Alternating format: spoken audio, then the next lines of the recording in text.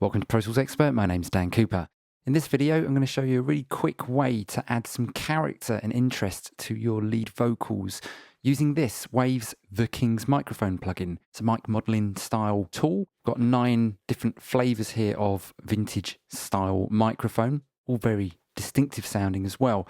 On its own, this plugin I don't think really adds a lot to our mixing workflows, but if you use it in parallel, like I'm going to use in this video, you can get quite a lot of different tones and characters, especially when you blend them in with lead vocals. I've got this set up on an auxiliary, got a bus sent to that auxiliary from the lead vocal, and there's my send. Got this selected here on the first preset, so I said I've got 9 here to choose from. Let's have a quick listen to the vocal before we've applied any of this parallel processing, and we'll blend in some of this King's microphone to add some interest and character.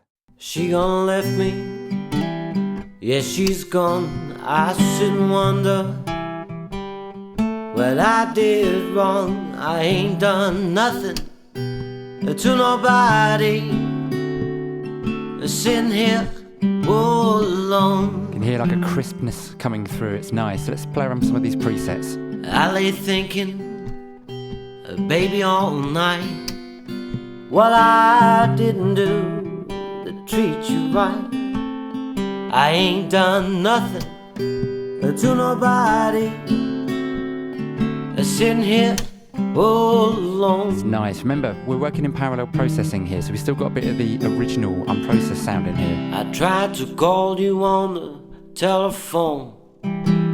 Your sister lied for you, said you went home. You wrote a letter saying, dear John, and not one mention one I did wrong. I lay thinking, baby, all night, what I didn't do to treat you right.